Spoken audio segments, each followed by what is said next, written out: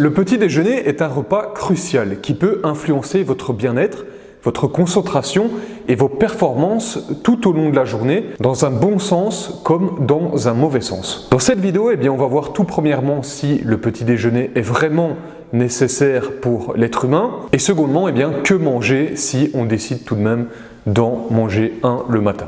Pendant des années, mon petit déjeuner il se composait de céréales comme ceci, riches en sucre et en ce qu'on appelle des glucides raffinés. Ces aliments industriels, en plus d'être remplis de choses pas très désirables pour le corps comme des pesticides ou des additifs, de par leur forte teneur en sucre, ils ont entraîné chez moi ce qu'on appelle une résistance à l'insuline. L'insuline dans notre corps qui est produit par le pancréas, elle nous aide à réguler le taux de sucre dans le sang et à faire en sorte que le sucre soit bien assimilé par les cellules afin d'être utilisé comme carburant. Et ceci est spécialement vrai pour le cerveau qui est le plus gros consommateur de carburant dans le corps. Le résultat de cette résistance à l'insuline, qui m'a touché mais qui touche énormément de gens, même beaucoup de gens qui ne le savent même pas, c'était par exemple une faim qui réapparaît à peine une heure et demie après avoir consommé mon petit-déj. Vous savez, ce petit creux de 10-11 heures, une très faible clarté mentale, une humeur maussade, une mauvaise humeur et bien sûr le gros coup de barre vers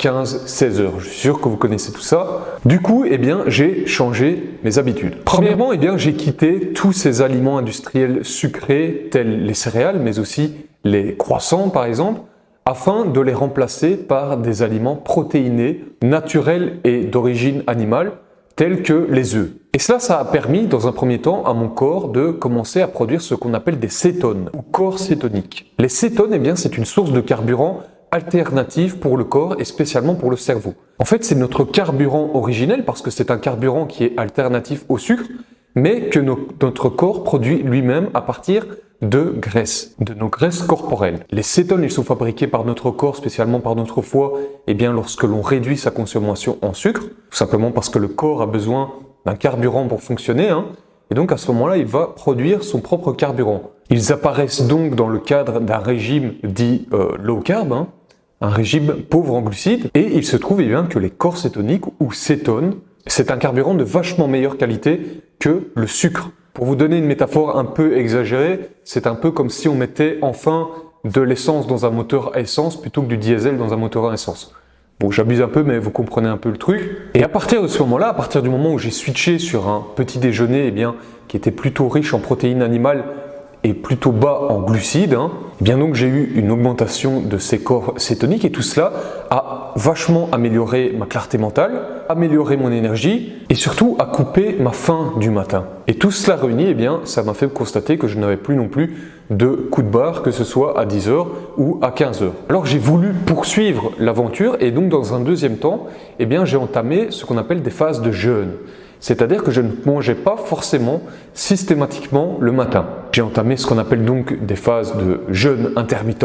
Et le jeûne intermittent, en obligeant, puisque vous ne lui apportez pas de nourriture, en obligeant le corps à aller puiser dans ses propres réserves, là aussi on va avoir une augmentation de ces corps cétoniques avec une démultiplication des effets que je vous ai précédemment cités. C'est-à-dire qu'on va avoir une encore meilleure clarté mentale, une énergie plus stable, plus constante, la disparition de ces coups de fatigue et la disparition progressive de la faim parce que tout simplement le corps s'habitue, se régule, il régule l'hormone de la faim qu'on appelle la gréline et tout simplement lorsque vous habituez votre corps à ne pas manger le matin, très vite il va s'y faire, vous n'aurez plus faim le matin. Alors vous savez que le but de cette chaîne c'est d'aller voir dans notre passé évolutif afin d'en tirer des leçons, des enseignements qui nous sont utiles à notre mode de vie actuel.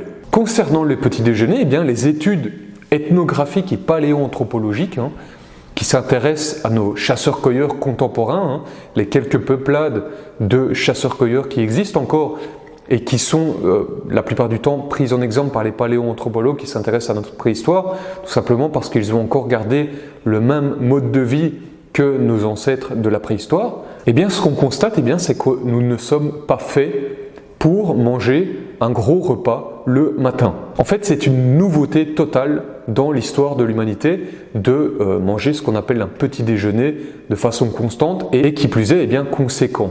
Si effectivement on observe que les chasseurs-cueilleurs mangent volontiers un petit bout le matin, Généralement, après 9 heures, lorsqu'ils ont entamé leur journée de chasse et de cueillette, ils commencent à arpenter le territoire, qu'ils trouvent quelques baies, peut-être un petit peu de miel par-ci par-là. On observe eh bien qu'ils ne rechignent pas du tout, évidemment, à manger un petit bout, parce que ce sont des opportunistes. Hein. Mais premièrement, eh bien, ce petit déjeuner de fortune, hein, il est très très léger, hein, que ce soit en termes de quantité ou en termes, si on compare notre petit déjeuner occidental moderne, en termes de charge glycémique, hein, du taux de sucre qu'il comporte. Hein. On va généralement parler de quelques baies, comme je vous l'ai dit. Donc on observe premièrement eh bien, que si petit déjeuner il y a, eh bien, c'est quelque chose de très très léger. Et secondement, eh bien, que ce petit déjeuner ne se produit certainement pas tous les jours. Tout simplement parce qu'il y a des jours où, eh bien, lorsqu'on va arpenter un certain bout de territoire, on ne va rien trouver avant eh bien, plusieurs heures. Et à ce moment-là, eh bien, nos chasseurs-cueilleurs pratiquent ce qu'on appelle une forme de jeûne intermittent, c'est-à-dire eh bien, qu'ils vont jeûner jusque parfois le début d'après-midi, voire le milieu d'après-midi, voire parfois le soir. Et c'est là, généralement fin d'après-midi, début de soirée, eh bien, qu'ils vont manger un gros repas. Conclusion de cela, eh bien, c'est qu'un petit déjeuner copieux n'est pas une nécessité. En fait, on nous a carrément menti depuis plusieurs décennies. Hein.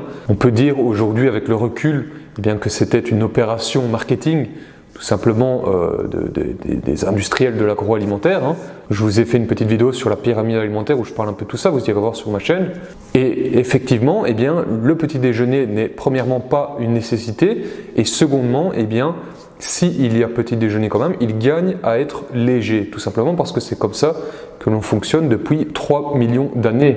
Pour remplacer ton petit déjeuner occidental moderne qui est souvent composé de céréales, de croissants, de Nutella, etc., qui vont te rendre fatigué, qui vont diminuer ta clarté mentale, qui vont te faire prendre du poids, j'aimerais te donner 3 options, 3 alternatives de comportement ou d'aliments. La première option, eh bien, c'est, comme je te l'ai dit, eh bien, de pratiquer le plus souvent possible le jeûne intermittent, hein, tout simplement parce qu'aujourd'hui, il n'y a plus de doute sur tous les bénéfices que ça entraîne. J'en ai déjà parlé dans d'autres vidéos, je te ferai sûrement une petite vidéo pour t'expliquer ça en profondeur.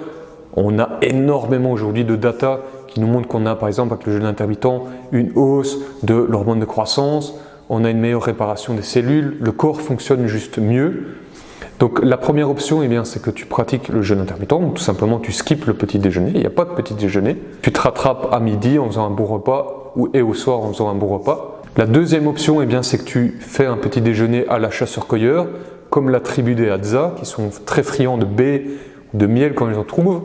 Donc tu nous fais un petit déj light, constitué peut-être par exemple avec un peu de raisin, un peu de lait, quelques fruits, voilà, des trucs assez light. On va éviter le pain, on va éviter les croissants, on va éviter même les biscottes parce que tout ça c'est des céréales, ça va peser sur ta digestion, en plus c'est rempli de gluten et ça a une charge glycémique très lourde. Donc là ici on va parler vraiment de produits naturels tels le lait, tels les fruits, un truc très light si tu as vraiment envie de sucre le matin. Et la troisième option dont j'aimerais te parler, eh bien, c'est l'option keto. J'ai déjà fait une vidéo sur la keto diet. On se rend compte aujourd'hui que ça fait des miracles chez énormément de personnes et il y a beaucoup de gens qui expliquent aussi que prendre un petit déjeuner keto a changé drastiquement leur journée parce que de une, eh bien, ils évitent ce pic de glycémie absolument énorme le matin dont ils avaient l'habitude avec les croissants, les céréales, etc. Donc on a une glycémie plus stable toute la journée tout en ayant mangé, donc on a quand même de l'énergie hein, si on n'est pas encore habitué au jeûne intermittent. Et donc là on va parler de manger par exemple des œufs cuits durs, un peu de bacon, mais là j'aimerais te dire aussi de faire attention à ne pas manger trop lourd parce que le problème c'est qu'en activant cette digestion dès le matin on risque de se sentir lourd par après, donc il faut manger un truc assez léger. J'aimerais te toucher un mot aussi sur les stimulants. Il faut savoir eh bien, que consommer des boissons caféinées dès le matin et de façon chronique, c'est-à-dire tous les jours ou presque, c'est également une nouveauté dans l'histoire de l'évolution humaine. C'est une nouveauté depuis 3 millions d'années, je ne sais pas si tu te rends compte. Nulle part dans l'histoire des êtres humains, nous avons eu des peuples qui, tous les jours, tous les matins, consommaient des fortes doses de caféine. Que ce soit du café, que ce soit du thé, que ce soit du matcha, que ce soit du maté. Et il faut savoir eh bien, que la caféine est un puissant stimulant. Il suffit d'arrêter totalement la caféine pendant quelques semaines et ensuite reboire une tasse de café pour se rendre compte que en réalité la caféine est plus qu'un stimulant, c'est même un psychédélique. En réalité, j'en parlerai dans une prochaine vidéo, tout le monde gagne à diminuer voire arrêter un certain temps, voire tout le temps la caféine. Parce que tout simplement, à force, eh bien, ça crée de l'usure sur notre système nerveux et ça entraîne énormément de problèmes par la suite. Donc souvent, on ne sait même pas que ça vient de la caféine. Tu gagnes donc eh bien, à diminuer, voire arrêter la caféine le matin. Mais si tu es vraiment addict, et Dieu sait à quel point on peut être addict à la caféine, j'en sais quelque chose, eh bien sache qu'il y a quand même des bonnes façons de prendre la caféine pour pas que ça pète ta journée et pour pas que ça induise par elle-même un crash d'énergie. Tu sais, par exemple, le crash d'énergie qu'on a quand on a bu 3 tasses de café le matin et après, quelques heures après, on a ce down absolument abominable qui nous fait reprendre encore de la caféine. Sache premièrement eh bien, que tu vas gagner à ne plus prendre de caféine à jeun, donc aie toujours quelque chose dans le ventre avant de prendre de la caféine. Sache ensuite eh bien, que dans l'idéal, la caféine se prend au minimum 1 heure après ton réveil.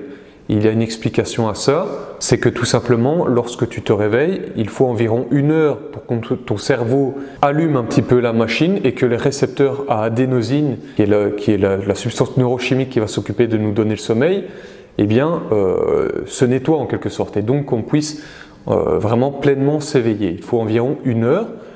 Et le problème, eh bien, lorsque tu vas consommer de la caféine très tôt après ton réveil, c'est que eh bien, ça va saboter complètement ce nettoyage et cet éveil de la machine, si tu veux.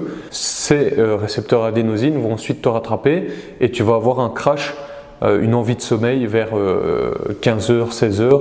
Et donc la conclusion à tout cela, eh bien, c'est que effectivement le petit déjeuner, qu'il soit pris ou non, c'est vraiment un repas crucial dans la journée. Parce que eh bien, les aliments que tu vas prendre à ce moment, si tu prends un petit déjeuner, eh bien, ils vont vraiment déterminer des tas de paramètres qui vont être super importants dans ta journée, comme la concentration, le bien-être, notamment via l'humeur, et encore eh bien, tes performances, ton énergie physique. Sache que le petit déjeuner en tant que tel n'est pas nécessaire à l'être humain.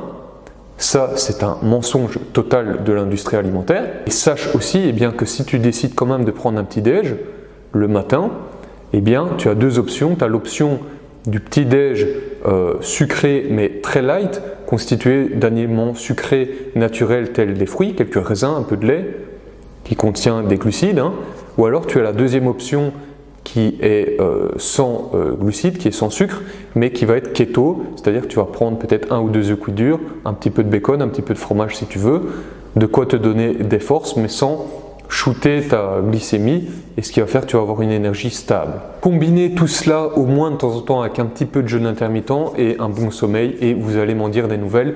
Et quant à moi, je vous dis à la prochaine. Ciao ciao, abonnez-vous et mettez un like, ça permet d'augmenter le référencement et ça m'encourage à produire du contenu pour la suite. Je vous dis à la prochaine, ciao ciao.